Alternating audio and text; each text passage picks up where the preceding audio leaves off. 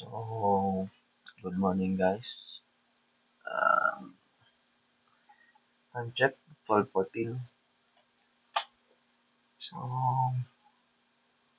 ito pala yung next natin na ginagawang plano to be implement uh, this year. Pero anyways, ano lang, hanggang supervision lang po tayo dito. So, kasi yung tiyo ko yung tito ko yung mag-implement nito sa anak niya. So, location is NCR, Luzon pala, Luzon. And project is two-story apartment. So, two-story, 10 units. 1, 2, 3, 4, 5. Lima sa ilalim, lima sa itaas. So, as you can see, hindi pa to tapos kasi kulang pa ako ng grills, railings, grills, sa hallway din. And nearly naman sa 3D, nearly. Para mag-transfer na ako sa 2D. Mas mabilis kasi pag yung 3D yung inuuna natin. Diyan tayo nagdi-detail ng plumbing. Yung electrical hindi ko lang ginagawa sa 3D. Pero sa sa may 2D diyan ako nag-layout ng electrical. Pero yung plumbing sa 3D ko ginagawa niya. So anyways, makikita natin. As you can see dito, ito na yung ano ko. Um, Marami pa na mga revision dito eh. So, ito yung lote. Triangle. O, triangle. So, kanila rin tong kabila.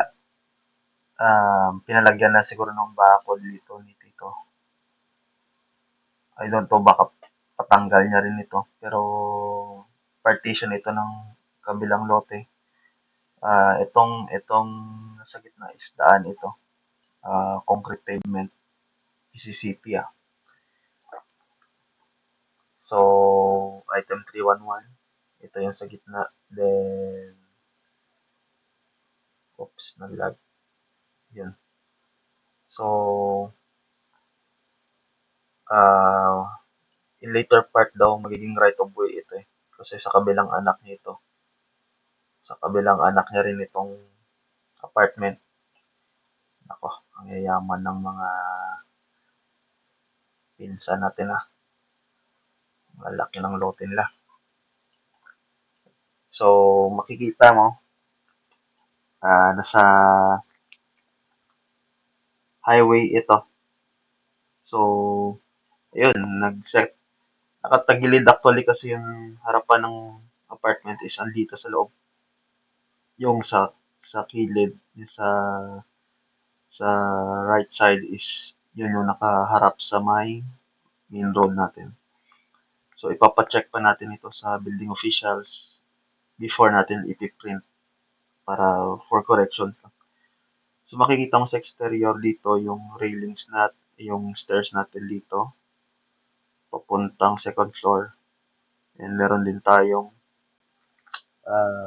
ground floor. So, maglalagay pa ako dito ng fire exit stairs dito sa kabila. Fire exit stairs. So, kasi required din yan ng fire. So, dito dinidetail ko talaga. Makikita nyo.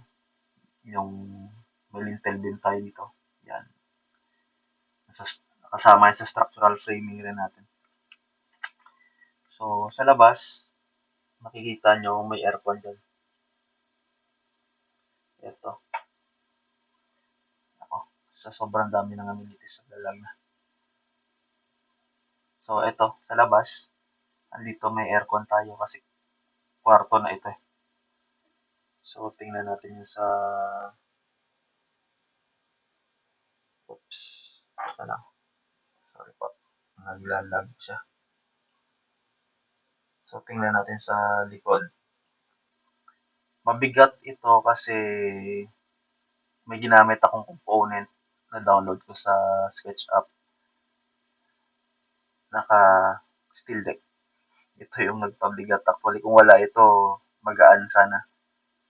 So, anyways, linagay ko talaga para realistic yung steel deck. Naka-steel deck tayo. Second floor. Sige. Ito, rear part natin. So, sige. May partition supposed to be yan sa ilalim din. Kasi po, dito yung laundry area nila, nandito na yan. So, makikita nyo may mga pipe fittings na ako na ilalagay dito sa later part ko ng drawing. Oops, sorry. Malag siya. Sige. So, ito. So, roofing. Dos aguas. So, ridge roll, fascia cap, fascia, and gutter. Yan lang. Simple lang. Naka-dos aguas tayo. So, ito yung medyo challenging kasi apartment ito. Challenging sa part. So, as you can see, 10 units. So, yung sa plumbing natin, water meter natin, mga sub-meters, 10 yan. 1, 2, 3, 4, 5, 6, 7, 8, 9, 10. 10. So, check ko lang kung maglalagay pa tayo ng main dito sa labas. Pero sa design ng ano kasi, design ng electrical, even though may sub-meter, may main sa labas eh. So, ito rin. May main breaker pa nga eh, dito eh. So, yan. Makita nyo may mga sub-meters. Yung box na ito yung tinatawag na gutter. Um, electrical uh, box gutter. So, usually dito makikita mo yung loob nito is ano yan, mga circuit breakers din. Ito circuit breaker dito. So, yun. Di-design pa ulit yan. Papacheck natin sa professional electrical engineer. Then, para malaman natin yung sizes ng ano natin, ng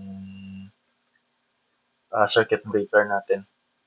So, commonly sa per unit na pag-usapan namin ng dito ko, usually isang main and four circuit breakers lang yung i-allot natin.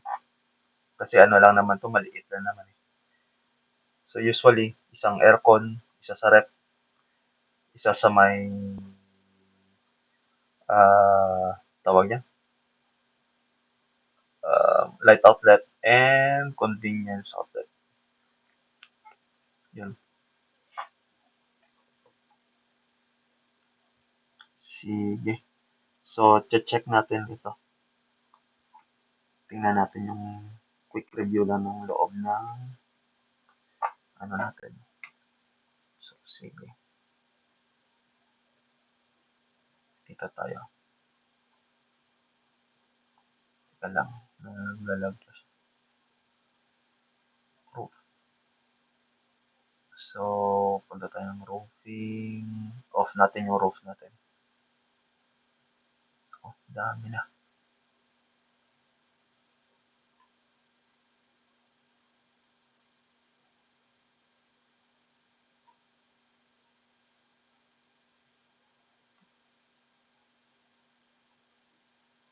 Yan. Off natin yung roof. So, pag in-off natin yung roof, mawawala na to.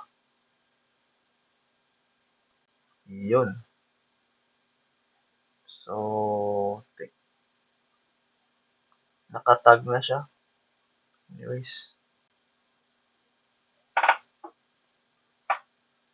nakatag na.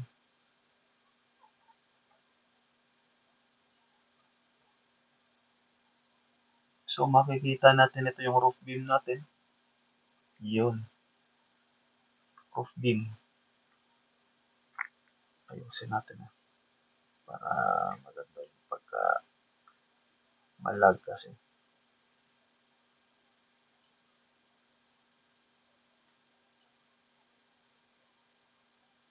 Yun, yun. Okay, so ito roof beam natin.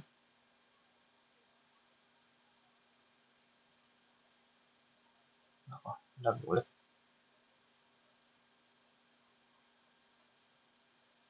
Yun. So, off natin yung roof beam. Roof beam. STRB. Yan. Ito yung roof beam. And i-off rin natin yung second floor ceiling. Second floor ceiling. Yan.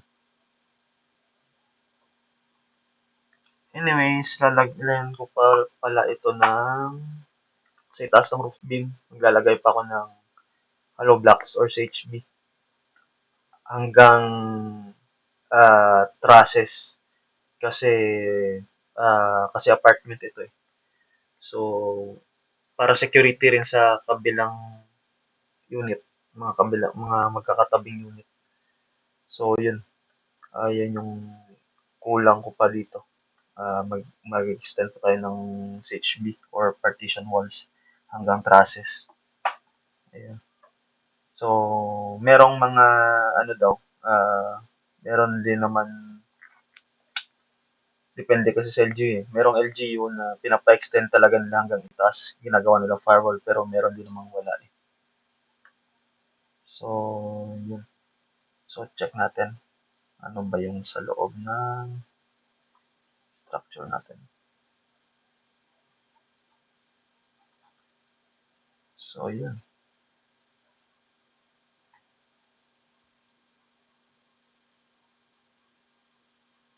So, as you can see, yung loob ng teka na, itatap din natin. Ayun.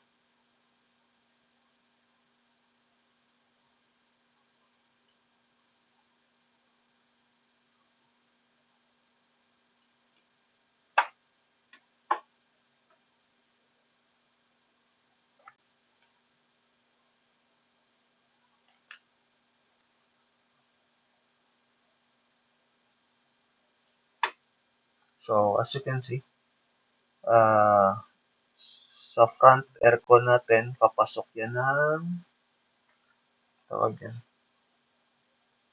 papasok yan ng,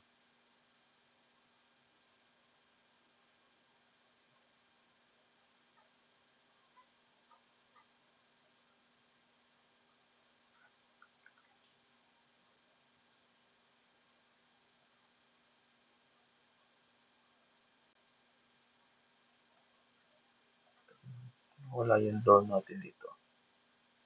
Sige, mamaya yan. So, anyways, ito, yung front natin,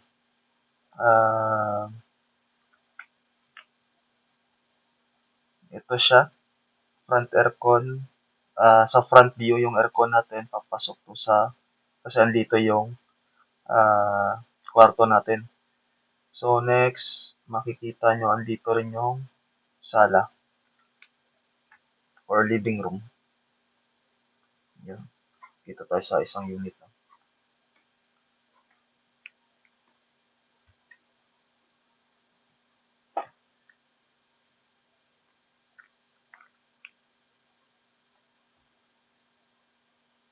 So, yun.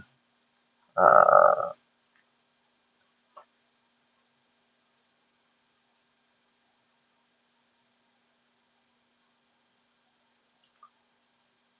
so, living room, ito yun.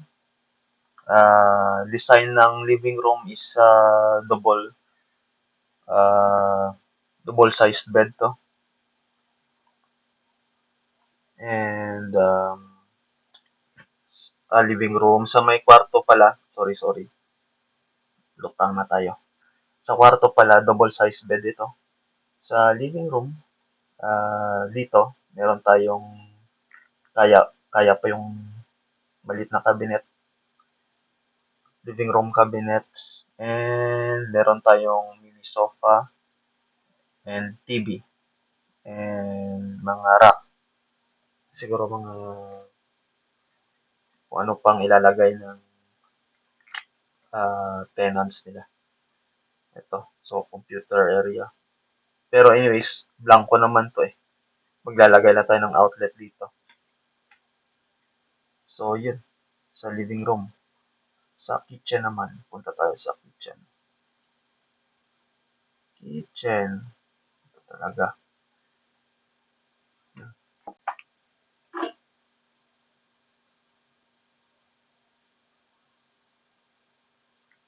Sige. Sa kitchen naman, so, andito yung, usually, sa kitchen is, tawag din, may, may layout yung supposed to be dapat.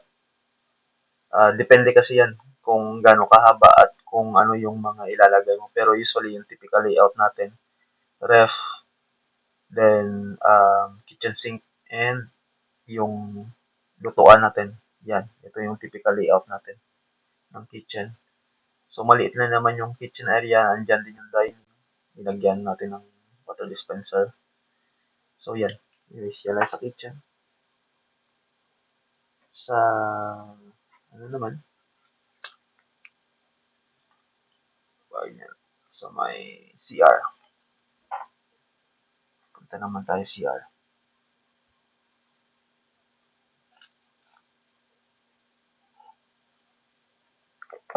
CR naman is, usually typical design natin ng CR is,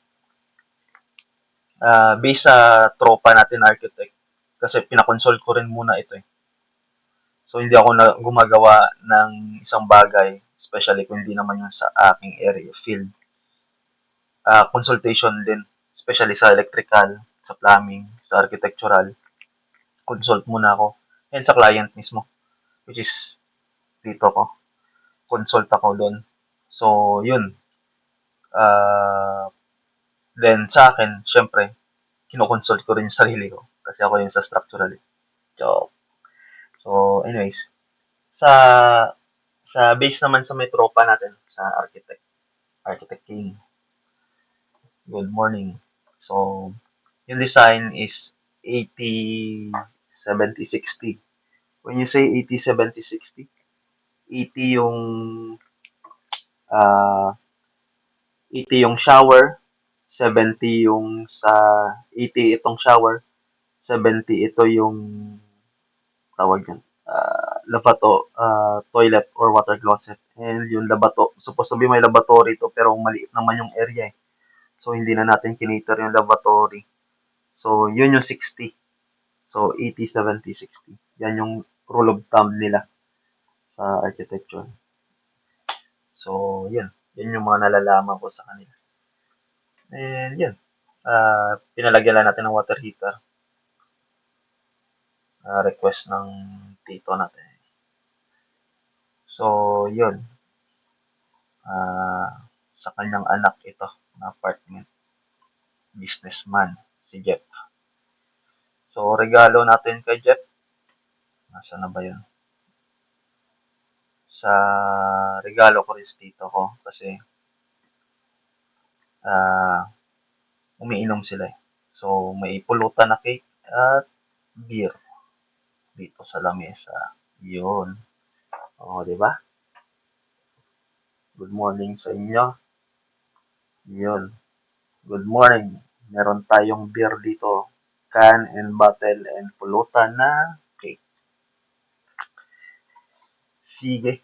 Yun. Ito yung kinagandahan ng SketchUp kasi marami tayong mga components na ganito. Yun yung anyways, may bala akong lagyan ng mga sasakyan nito. Ewan ko anong gusto ni paring Jeff dito. So, ito yun. So, Sige, i-off natin. Off natin yung ito, second floor amenities. Off natin.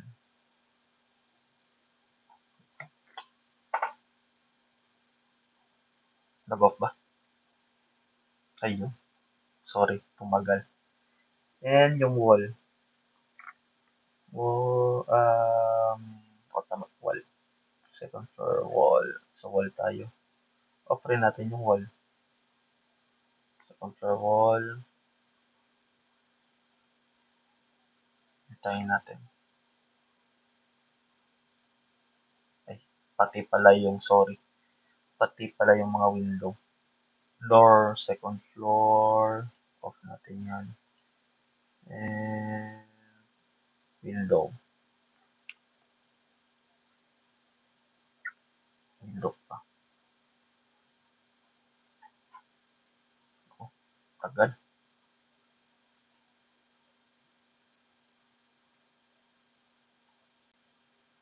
Second floor window. Yun, off. Off. And off. Yun. Okay.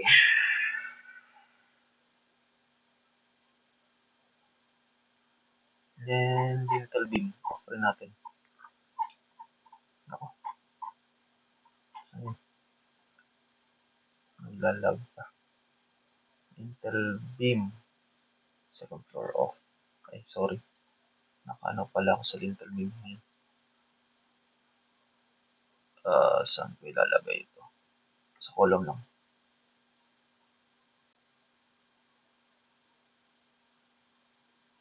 Hmm.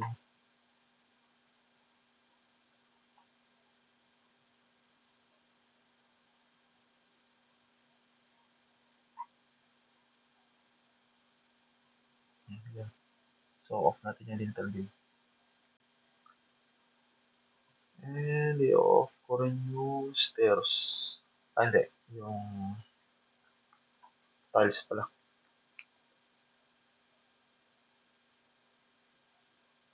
Tagal mag-off. Tiles. Second floor. Off natin. Anyway, sa akin nag-aalat ako ng almost 2 inch. Minsan kaya ng tropa natin ng mga workers, 1 inch lang daw yung abang sa tiles. Saka nag-aalat ako 2 inch. Just in case may uneven talagang malaki. Kasi babawas yan sa height ng ceiling natin.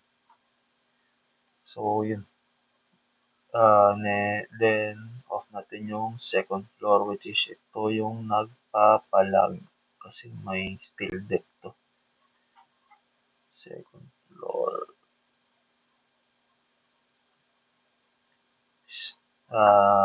Pag-aralan ko pa kung paano magpagaan ng SketchUp. Tatanong muna ako sa tropa nating architect kasi hindi ko naman alam lahat ng ano eh.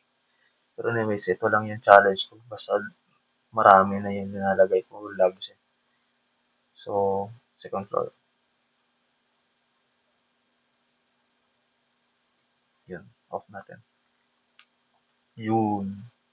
Second floor beam. Yun, gumano. Off natin. And ceiling ng ground floor. Ground floor, ceiling. Off. Stairs pa. Stairs. Stairs. Yun. So, yun. Ground floor, same lang. Kung ano yung nakita natin doon sa may tawag yan. Nakita natin sa second floor yun din, ground floor. Ganun din yun. Typical layout lang. Yun. Yun lang yung mabilis dito. Anyways, basta unit kasi isang layout lang lahat yan. Yun yung kinagandaan.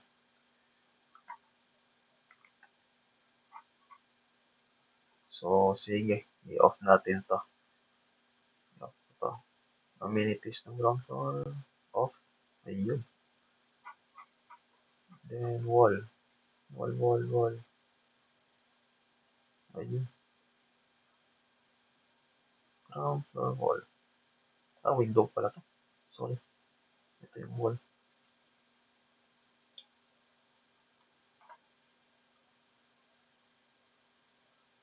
Ako. Mag-lag. Ow. Copy po. Pampadagdag ka ba? Ito, off na natin na to. Yung wall. Lintel beam. Contour off. Doors.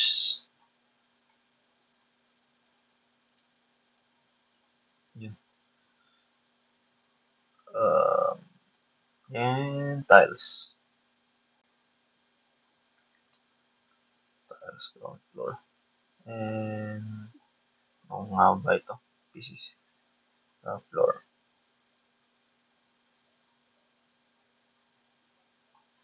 AR floor. No. Sobrang dami. Nalilito na rin ako. Ayun. So, enough ko yung floor. As you can see, enough natin yung floor. Ano yung natira? Ano ito? This is embankment or yung tambak natin. I-off natin yung i-off rin natin tong para makita natin lahat. Off natin yung fence. Wall fence. Pati yung column niya. Yun. So, pati na lang yung kasi huwag na itong electrical at saka plumbing. Mamaya yun. So, ito. Ito yung main road.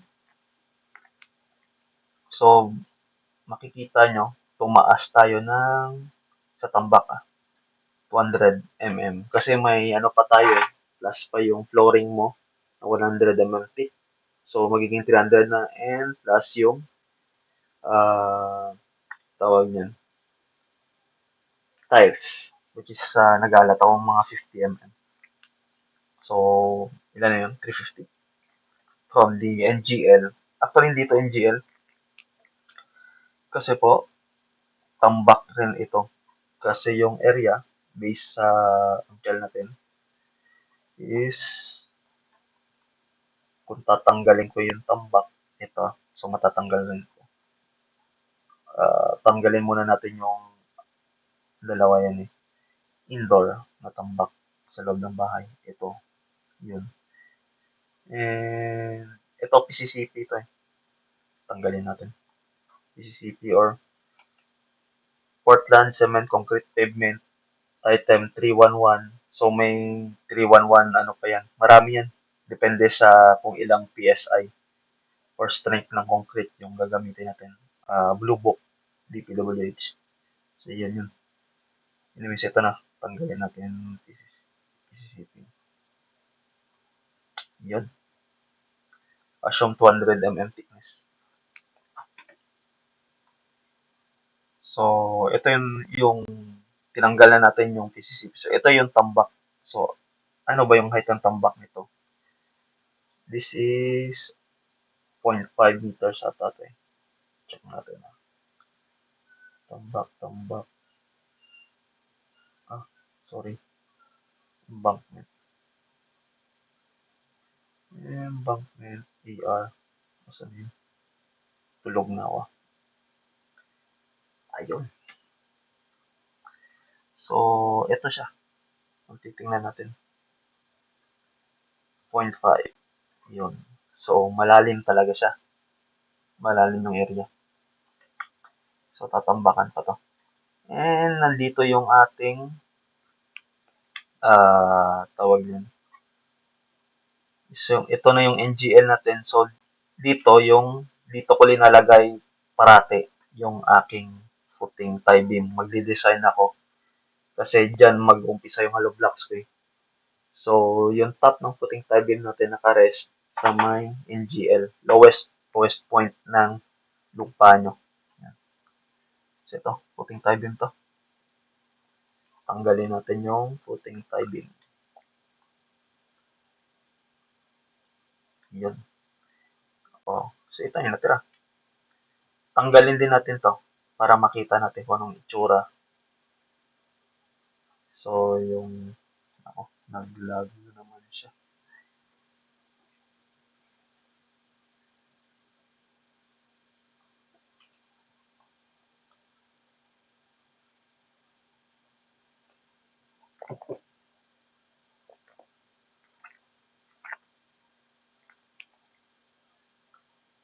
ER site development. Ay, yung wall footing pa pala. Sorry, yung wall footing ako. Tanggalin din natin. Yun. So, ito na siya. Kita nyo. Pati yung service entrance natin, may pundasyon yan. So, ito na yan. So, kung ibabalik ko yung structural framing, sige babalik natin. Ito, usually, na structural analysis ko na to. Pag-layout pala namin, unang meeting namin, ano na kami ng layout ng lote. Binigay niya na sa akin yung gusto niya mga sizes ng yung ano dimensions ng bahay ay ng apartment and every unit. So doon na nakagawa na ako ng actually doon ako nag-base ng structural framing natin. So sige, balik natin si footing tile beam, balik natin si roof beam, balik natin si second floor beam. Ayun. Ayun siya. O, di ba? So, tanggalin muna natin yung electrical service entrance at ang letter P na si water. So, ito siya. Yun. Oh. Anyway, si pundasyon. Pundasyon natin is base structure 1.8 by 1.8 by thickness is 250. Oh, yung poste natin. Ano ba? 350 by 350. Puting tie beam natin. Ano? 200 by 300. Yung second floor beam lang yung umiba. Roof beam natin is 200 by 300 rin. Sa second floor beam, yung mga major beams, major girders natin, which is, ito yun, major girders natin. Yung ito, pag ganito, Z and X-axis natin, kung sa staad, Z and X-axis, ito yun. So, major beams natin ito. Major beams natin is nagre-range tayo sa 350 by 400. And intermediate beams, yung mga sa gitna lang, 300 by 200. So, yun. Intermediate beams, usually dyan nagre-rest yung ating tawag dyan. Dyan nagre-rest yung ating mga CHB. And yan. Kung sa staad, kung may nagsastaad sa inyo, ayun, ito yung minimum moment release natin. Kasi hindi tayo magmo-moment dito. Inaalis natin yung moment dito para ano, para yung weight ng ano, ng yung weight ng mga ano natin is mali-distribute sa main girder. Yan. So sila, ang purpose lang talaga nila is hindi sila magre-receive ng moment. Magdadala sila ng bigat ng hollow blocks. So yung moment, yung magre-resist ng moment is yung tawag yan, mga major girders natin. Yan. Kasi kung lalagyan mo pa ito, nako, maano na, magasto na. So, yun. And it is, kinagandaan dito is, this is symmetrical. So, symmetrical loading, which is, ito yung inaano ko sa tropa natin na architect, si Architect King. Yung nagdi-discuss kami na as much as possible kasi uh, for architectural sake minsan may mga hindi talaga symmetrical kasi maganda sa aesthetic eh. Pero okay lang yun. Pero yun lang yung sinasabi ko, as much as possible, kung kaya mong symmetrical or mas center to center yung mga poste, mas maganda. Kasi the more na symmetrical, the more na well distributed yung loading natin, the more na tawag yan, economical yan. Kasi the more na hindi symmetrical, ang mangyayari dyan, may mga poste talaga na lalaki. And minsan, kung in actual naman sa site, pag nag-iiba-iba yung mga poste mo, ang ano niyan, ang tawag niyan, ang disadvantage niyan is yung labor force mo, yung formworks mo, iiba. So hindi mo siya magagamit sa formworks, hindi mo magagamit sa lahat ang lahatan. So gagawa ka ng isa na namang formworks which is magasto na yan. So diyan lumalaki yung project cost mo.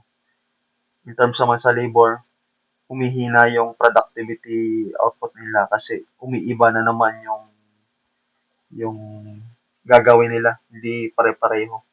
So the more no, marami kang ginagawang mag-iibang dimension, the more na maaano ka, ma tawag yan, the more na iiba na naman yung ano mo, yung kilos or yung ano mo, yung bilis mo. Parang paano ba yun sa sports? Basketball, from center gagawin kang point guard, eh hindi ka naman point guard eh. Yung transition mo sa isang laro papunta sa isang laro is yung transition mo diyan diyan ka bumabagal kasi aaralin mo na naman yan, gagawan mo naman ng momentum para bumilis ka sa ganyang gawain. So si Mastro sa construction din, mag-iiba-iba lahat yan ng mga dimensions. Mahirapan yung ano mo, yung transition nila na para ma-adapt naman yung bagong sizes. Paggawa ng ganyang sizes, yung transition dyan, ano naman, iiba naman. So anyways, yan lang. So, formworks at saka labor productivity, uh, yan yung disadvantage. So, sa not symmetrical na loading. So, anyways, ito symmetrical. So, kita mo yung poste natin. Lahat pareho and yung footing.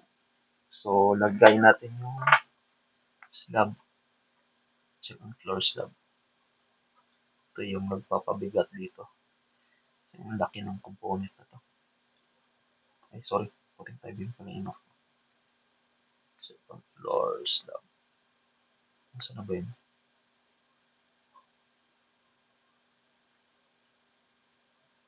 Yan.